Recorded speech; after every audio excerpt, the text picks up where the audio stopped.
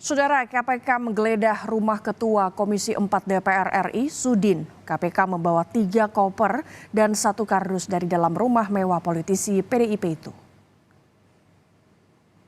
KPK melakukan penggeledahan di perumahan Rafael Hills, Cimanggis, Kota Depok, Jawa Barat.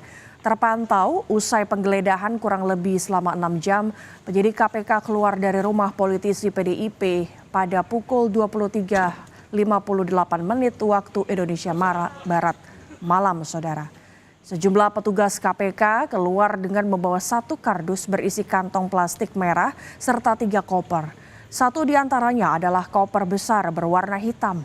Sudin sendiri berstatus sebagai saksi dan dijadwalkan diperiksa pada Jumat, namun ia tidak hadir dan meminta dijadwalkan ulang.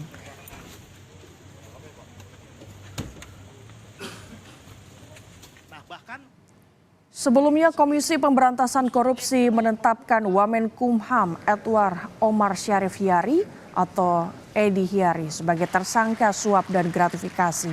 KPK masih mengumpulkan sejumlah bukti untuk tahap penyidikan kasus dugaan penerimaan gratifikasi. Selain Wamenkumham, 2 orang staf Edi Hiyari dan pemberi suap juga ditetapkan sebagai tersangka.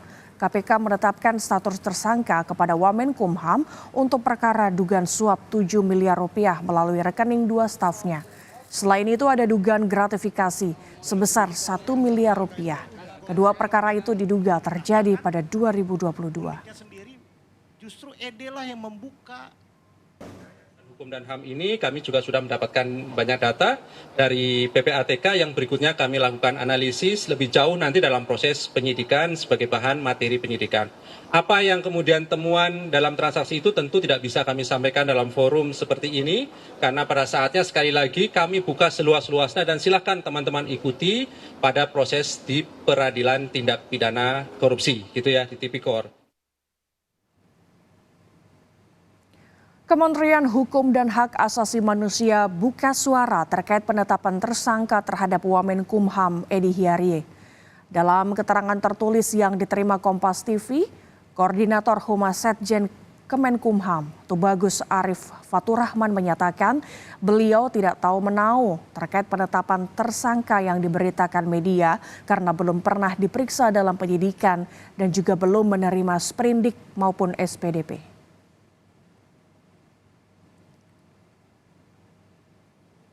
Menko Polhukam Mahfud MD menilai KPK telah memiliki alat bukti yang cukup sehingga berani menetapkan Wamenkumham sebagai tersangka. Menurut Mahfud, penetapan Wamenkumham sebagai tersangka bisa dilihat sebagai bukti KPK tidak pandang bulu dalam menangani kasus korupsi.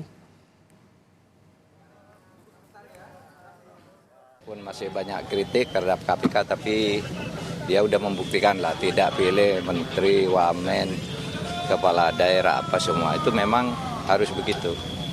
Harus ditindak secara tegas dan transparan. Ketika KPK menetapkan seorang tersangka pasti sudah ada 2 alat bukti yang cukup bahwa peristiwa korupsi atau pencucian uang itu terjadi.